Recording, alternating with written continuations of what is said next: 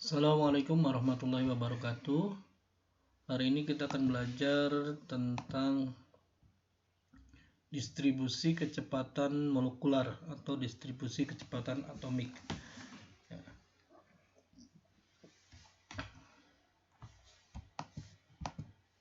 Jadi kemarin kita sudah belajar tentang kecepatan kuadrat rata-rata dari partikel. Ini sebenarnya memberikan kita gambaran ide umum untuk menganalisis bagaimana kecepatan molekular, ya, bahwa kecepatan molekular itu sangat dipengaruhi oleh temperatur. Namun kita jarang menggunakan nilai-nilai tersebut untuk melihat distribusi kecepatannya di antara molekular. Misal kita lihat distribusi kecepatan oksigen pada temperatur ruang atau sekitar 300 Kelvin, ya. Jadi kira-kira misalnya ini adalah kecepatan paling banyak atau VP, maaf. Kemudian ini adalah kecepatan rata-rata, P average. Di sebelah sini adalah PRMS, ya. Oke, nah misalnya kita ingin ini adalah distribusi partikelnya. Anggaplah ini adalah jumlah partikel atau fraksi jumlah partikel, ya. Maka kalau kita punya perbedaan kecepatan di daerah sini dV, maka luas area pada daerah yang berwarna kuning ini kita sebut sebagai PV dV atau luas area terhadap kecepatannya. Jadi distribusi kecepatan dari molekular diturunkan oleh James Clerk Maxwell, ya. Jadi dia mengungkapkan bahwa distribusi atau PV, distribusi kecepatan molekular atau kita sebut sebagai distribusi Maxwell itu sebanding dengan 4pi kali M/2V RT pangkat 3/2 V kuadrat kali eksponensial minus M V kuadrat per 2 RT, ya. Dimana M ini adalah massa molar dari gas, dengan R adalah konstanta gas dan temperatur, kemudian V-nya ini adalah kecepatan molekular. Dan kalau kita misalnya kuantitaskan, maka PP itu adalah fungsi distribusi probabilitas. Oke, ya. Maka pada setiap kecepatan V, produk PV dV itu adalah fraksi molekul dengan kecepatan dV, ya, dengan titik tengahnya adalah V di sini. Jadi kalau PV dV itu adalah fraksi molekulnya, sedangkan PP ini sendiri adalah distribusi probabilitasnya. Jadi luas area ini adalah fraksi jumlah molekul, ya. Jadi kalau kita integralkan distribusi probabilitasnya kemudian dikalikan dengan dV mulai dari 0 sampai tak berhingga. Kenapa 0 sampai tak berhingga? Karena kecepatannya mulai dari 0 sampai tak berhingga. Ada yang negatif kecepatannya, kita cari nilai mutlaknya saja. Jadi PV dV sama dengan 1. Jadi kalau misalnya fraksi molekular pada interval V sampai V2, maka kita batasi integralnya dari V2 sampai V2, ya, dan seterusnya. Contoh, jadi kalau kita punya sebuah gas, ya, dengan molekular yang sama, rasio molekular yang sama, massa molekular yang sama, pada suhu 80 derajat, maka kecepatannya akan di daerah sekitar 200 dan puncaknya tinggi, jadi probabilitasnya dia jadi istilahnya kecepatannya sangat sempit ya, hanya mulai dari 0 sampai kira-kira 400 sampai 600 meter per sekon. Tapi ketika suhunya dinaikkan menjadi suhu ruang misalnya 300 Kelvin, maka kurvanya makin melandai, kecepatannya juga bertambah, daerah ininya kecepatannya mulai dari 0 sampai kira-kira 1000 sampai 1200. Artinya apa? Artinya makin banyak probabilitas partikel memiliki kecepatan yang berbeda. Sedangkan pada suhu rendah, partikel memiliki kecepatan yang cenderung hampir mirip gitu. Nah, makin suhunya makin tinggi, maka probabilitasnya makin besar. Kecepatan si partikel memiliki kecepatan tinggi juga semakin besar. Nah, bagaimana cara untuk mengukur kecepatan rata-rata? Jadi kalau kita integralkan, kecepatan rata-rata itu sama dengan integral dari V kecepatan kali probabilitas kecepatan tersebut terhadap dV. Maka ini adalah kecepatan rata-rata, dan kalau kita integralkan, V average itu sebanding dengan akar 8 RT per V kali massa molar. Kemudian, bagaimana kalau kecepatan kuadrat rata-rata? Jadi kecepatan kuadrat rata-rata itu adalah integral dari 0 sampai tak berhingga dari V kuadrat kali probabilitas ya, PV. Nah, setelah kita masukkan dalam ini, maka hasilnya adalah V kuadrat rata-rata adalah 3 RT per M. Dan ini sama dengan hasil sebelumnya bahwa VRMS itu sebanding dengan akar V kuadrat rata-rata atau 3 RT per M. Nah, kemudian itu adalah kuadrat rata-rata, tetapi partikel yang kecepatan dominan atau kecepatan yang paling banyak dalam fungsi distribusi tersebut, kita belum tahu nih gimana caranya ya. Cara mudahnya adalah fungsi probabilitas tadi kita turunkan, jadi dp per dv, dan ini harus sama dengan 0 untuk titik stasioner ya. Kita dapatkan V-nya menjadi akar 2 RT per M ya, dan ini adalah kecepatan untuk kecepatan yang paling banyak muncul dalam probabilitas tersebut. Dan semuanya, baik pun kecepatan rata-rata, VRMS, atau kecepatan paling banyak, itu sangat dipengaruhi oleh suhu dan massa molekular. Oke, misalnya kita ingin mengisi gas dengan temperatur 300 Kelvin. Jadi misalnya kita isi gas pada ruang 300 Kelvin, maka ada pertanyaan, berapa fraksi molekul yang memiliki kecepatan mulai dari 599 sampai 601 meter per sekon jika massa molekularnya adalah 0,032 kg per mol. Jadi dV-nya berapa? 2 meter per sekon, jadi 601 kurangnya 599. Jadi ini sangat kecil dibandingkan dari kecepatannya yang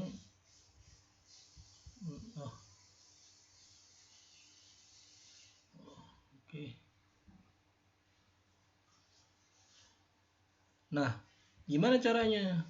Kita fraksinya itu adalah 4pi kali M per 2 V RT pangkat 3 per 2 kali V kuadrat kali ini rentang tengahnya itu adalah 600 maksudnya ya. Ini rentang tengahnya adalah 600. Jadi V-nya itu adalah 600. Sedangkan delta V-nya dia adalah selisih antara kecepatan maksimum, kecepatan tertinggi, bukan kecepatan tertinggi, kecepatan yang 601 kurangi 599. Kita masukkan, kita hitung, dan ternyata fraksinya itu sebesar 0,2622%. Oke. Nah, ini ya. Jadi pada suhu ruang, gas oksigen yang memiliki kecepatan 509 sampai 601 itu hanya 0,2622%. Oke, kita lanjutkan. Ada istilahnya kapasitas panas molar spesifik. Ya. Kemudian, nah pertama kita hitung dulu energi internalnya. Ya, energi internal itu adalah energi total dari energi kinetiknya. Oke. Jadi energi kinetiknya rata-rata untuk satu partikel itu adalah 3/2 kT. Maka kalau misalnya energi internalnya atau energi totalnya itu adalah jumlah partikel total N, yaitu N kecil dikali N Avogadro, bilangan Avogadro dikalikan energi kinetik satu partikel, satu atom. Maka jumlahnya adalah N kali Na mol kali bilangan Avogadro kali 3/2 konstanta Boltzmann kali temperatur, didapatkan bahwa dengan K sama dengan R per Na, maka kita dapatkan bahwa energi total itu sebanding dengan 3/2 nRT. N ini adalah bilangan mol, R ini adalah konstantanya sekitar 8,31 itu kali temperatur. Ya, dan kita simpulkan bahwa energi internal atau energi kinetik total itu adalah hanya berkaitan dengan temperatur. Oke, nah ada namanya molar spesifik pada volume konstan. Jadi misalnya kita punya N mol gas ideal dengan tekanan P dan temperatur T di dalam volume yang tetap P, maka ketika dipanaskan, ya, tekanannya naik dan temperatur juga otomatis naik. Ya. Ketika tekanan naik, maka otomatis temperatur naik. Jadi ini T awal yang hijau, yang warna kuning adalah delta T. Kenapa? Karena kalor yang dimasukkan itu meningkatkan temperatur, ya, otomatis juga meningkatkan tekanan. Maka hubungan antara kalor yang dimasukkan dengan perubahan temperaturnya adalah Q sama dengan N CV, kapasitas panas pada volume tetap. CV itu adalah kapasitas panas pada volume tetap dikalikan perbedaan temperatur yang terjadi, ya. Kemudian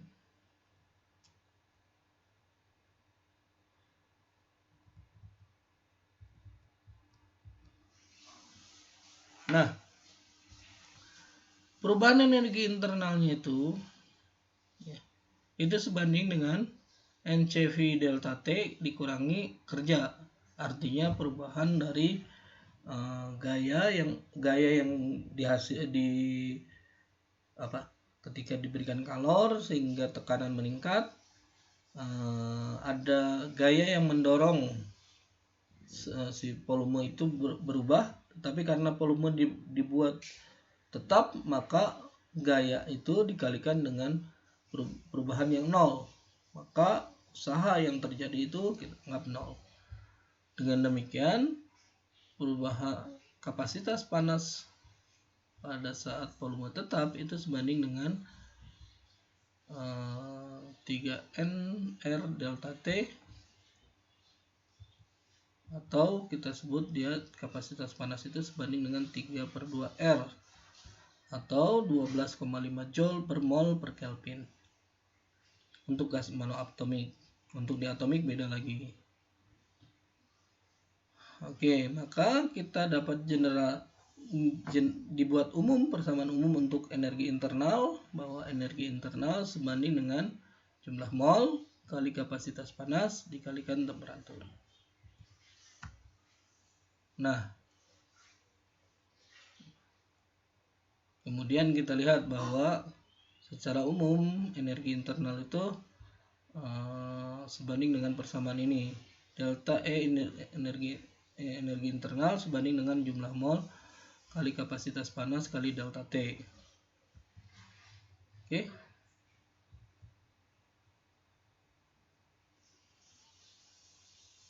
Jadi kapasitas panas itu akan berubah. Energi internal itu berubah hanya ketika temperatur juga berubah. Dia tidak bergantung pada proses yang terjadi, ya, misalnya dia isohorik, isobarik atau apapun. Tetapi intinya jika temperatur berubah maka energi internalnya juga berubah. Oke.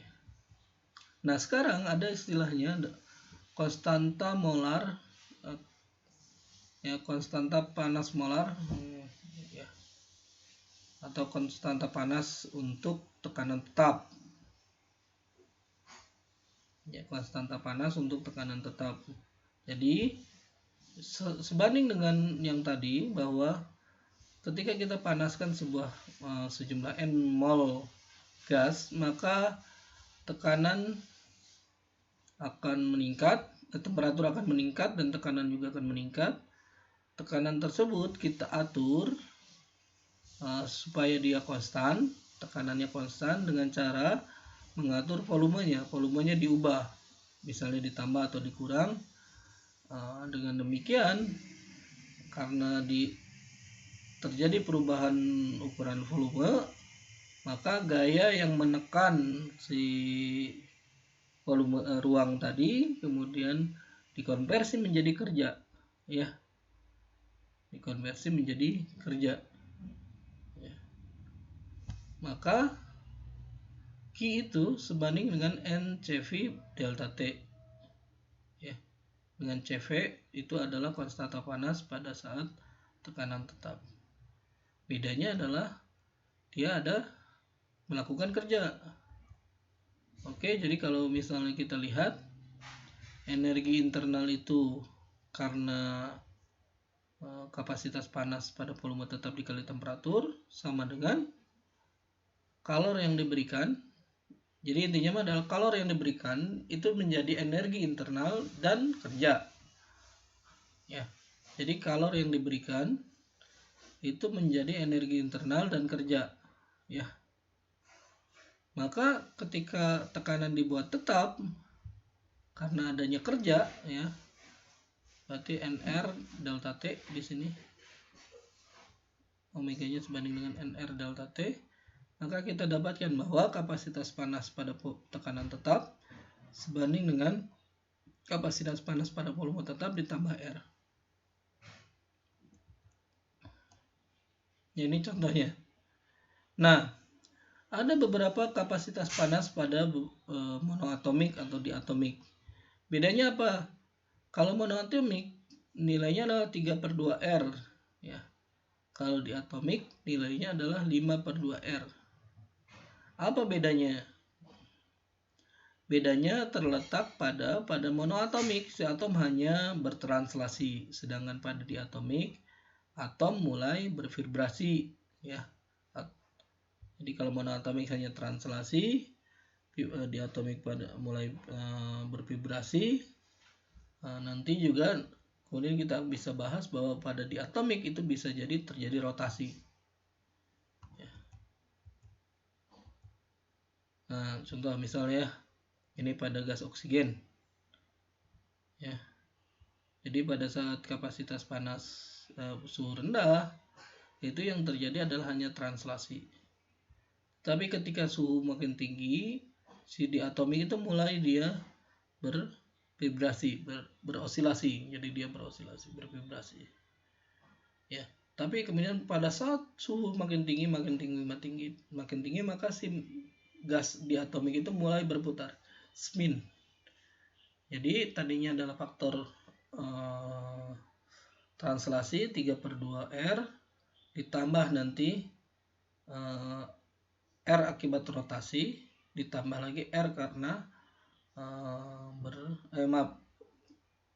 tambah R vibrasi ditambah R rotasi. Jadi 3/2 tambah 1 tambah 1. Hasilnya adalah 5/2 atau 7/2. Ya, bergantung pada kondisi suhunya.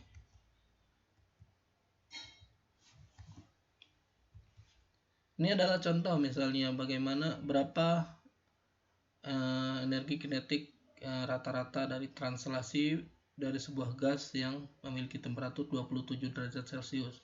Kita ubah menjadi Kelvin menjadi 300 derajat Kelvin 300 Kelvin ya. Hasilnya adalah 6,21 kali 10 pangkat minus 21 Joule. Karena bagaimana kalau saya mempunyai 1 mol gasnya, maka energi kinetik totalnya adalah sama dengan energi internal, yaitu jumlah partikel kali energi kinetik rata-rata satu partikel. Jadi hasilnya adalah molnya 1, jumlah partikelnya adalah 1 mol dikali bilangan Avogadro, 1 kali 6,02 kali 10 pangkat 23 dikalikan energi kinetik rata-rata sebesar 6,21 kali 10 pangkat minus 21 Joule. Hasilnya adalah 38,4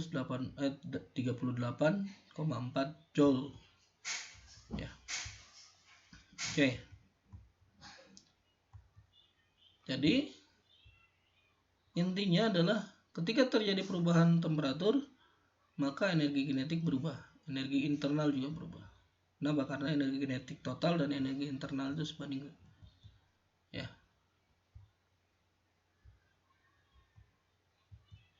Oke. Ini misalnya saya punya 5 mol helium. Kemudian berubah temperaturnya sebesar 20 derajat Celcius atau 20 Kelvin. Sebagai hasilnya adalah terjadi pembesaran dari bubble. Karena volumenya berubah, asumsinya tekanannya dibuat konstan. Maka Q-nya itu adalah NCP delta T, 5 mol kali 5/2 R kali 20 derajat Celcius. Nah,